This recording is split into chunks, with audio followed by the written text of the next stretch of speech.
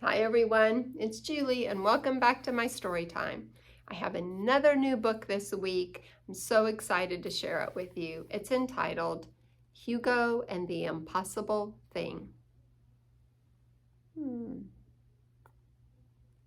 you think this might be Hugo? If that's Hugo, what's the impossible thing?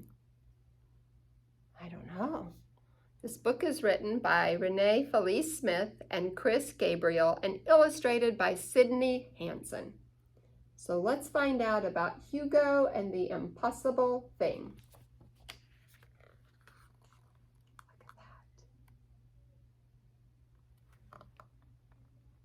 Look at that. At the edge of the forest stood the impossible thing. It was a jumbled mess of giant boulders, thorny mazes, raging rivers, and towering cliffs. Look, this whole thing is the amazing thing. Do you see the raging river, the towering cliffs? Let's see, what were they called? The thorny mazes. Look at all those thorny mazes and the giant boulders. Wow.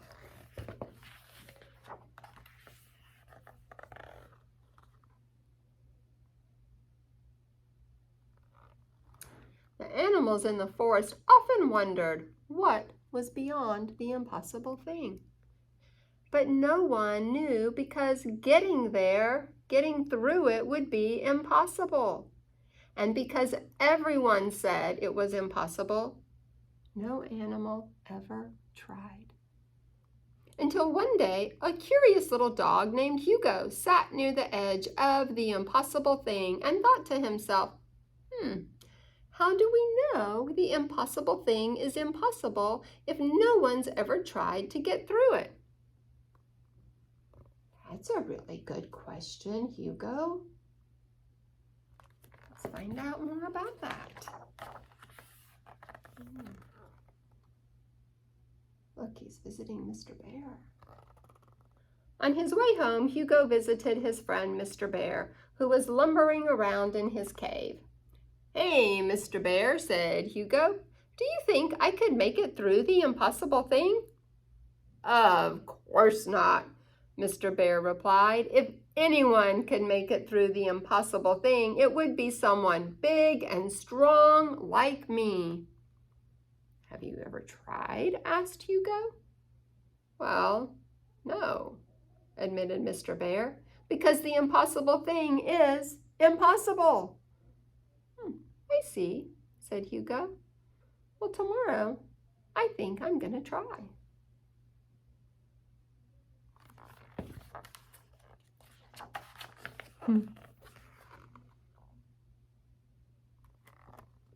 Hugo visited Little Fox, who was pondering in her den.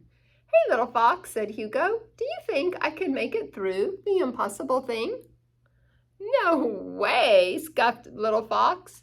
"If anyone could make it through the impossible thing, it would be someone quick and clever like me."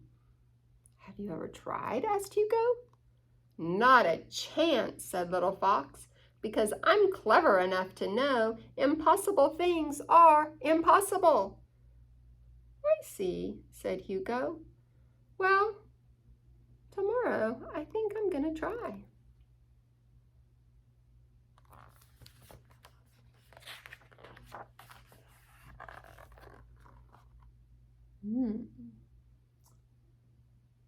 Who's Hugo visiting here? Hugo visited Miss Otter, who was bathing in her pond. "Hey, Miss Otter," said Hugo, "do you think I could make it through the impossible thing?" "I'm sorry, but no," said Miss Otter. "If anyone could make it through the impossible thing, it would be a skilled swimmer like me." "Have you ever tried?" asked Hugo. "Of course not," said Miss Otter. "It's just as they say, impossible." "I see," said Hugo. "Well, tomorrow I think I'm going to try." Do you see a pattern here? Ooh.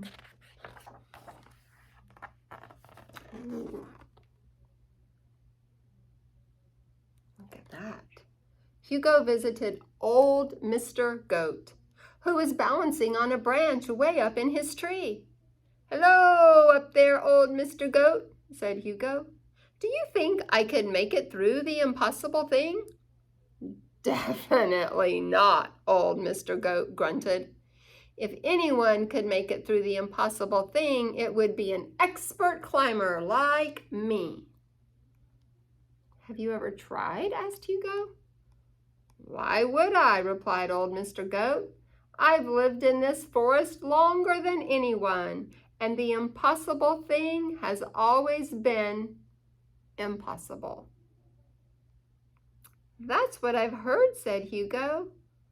"Well, tomorrow I think I'm going to try."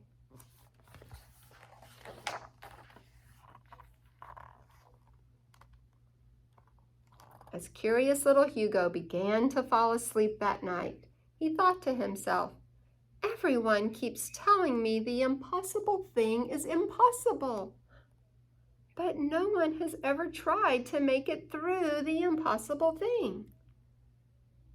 Even though I'm not as big and strong as Mr. Bear, or as quick and clever as Little Fox,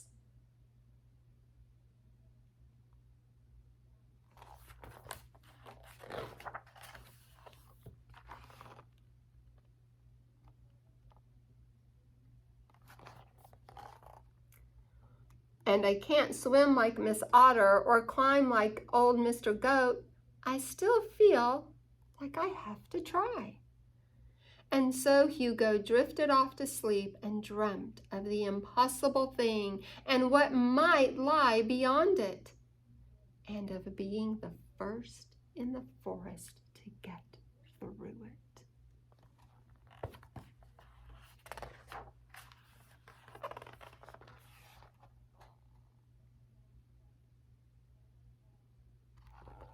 The next morning, Hugo stopped by Mr. Old Goat's tree, but he wasn't there. He passed Miss Otter's pond, but she wasn't there.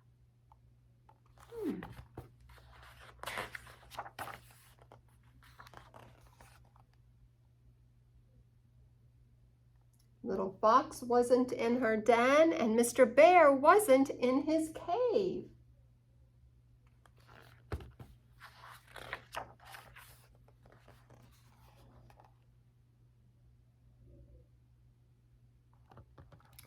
When Hugo finally arrived at the edge of the forest, he was surprised to find Mr. Bear, Little Fox, Miss Otter, and old Mr. Goat waiting for him.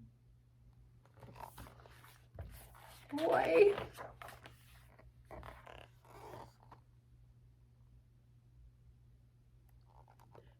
"In all the years I've lived in the forest," explained Mr. Bear, "everyone has always said getting through the impossible thing was impossible." "Yes," agreed Little Fox, "so no one ever thought to try." "Until you, Hugo," Miss Otter grinned. "So if you really want to try," grumbled old Mr. Goat, "we will help you," Mr. Bear assured him. Hugo looked to his friends and smiled. "Let's try to make it through the impossible thing together."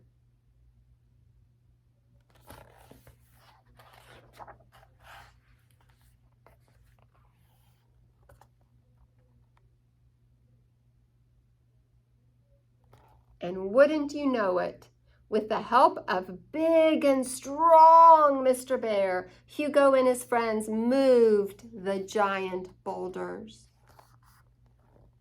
With the help of quick and clever Little Fox, Hugo and his friends found their way through the tricky, thorny maze.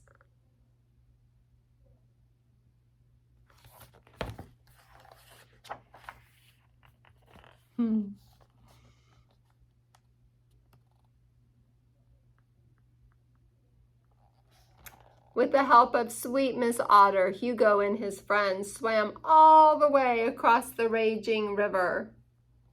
And with the help of grumpy old Mr. Goat, Hugo and his friends climbed all the way up the towering cliffs. When old Mr. Goat nudged Hugo up to the very top of the tallest towering cliff, Hugo became the first in the forest to ever make it through the impossible thing. Look at that. Oh, so exciting. What do you think's on the other side?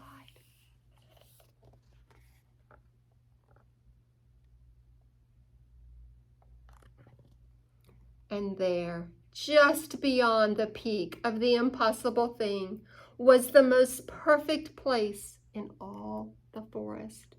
The sun was warmer and the shade was cooler. The berries were sweeter and the grass was greener.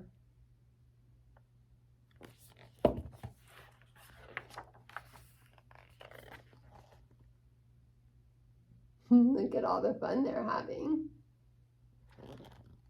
Hugo, Mr. Bear, Little Fox, Miss Otter, and old Mr. Goat spent the rest of the day there and many days after. And from that day on, thanks to curious little Hugo and his most supportive friends, the impossible thing became known as the extremely difficult but absolutely positively possible thing.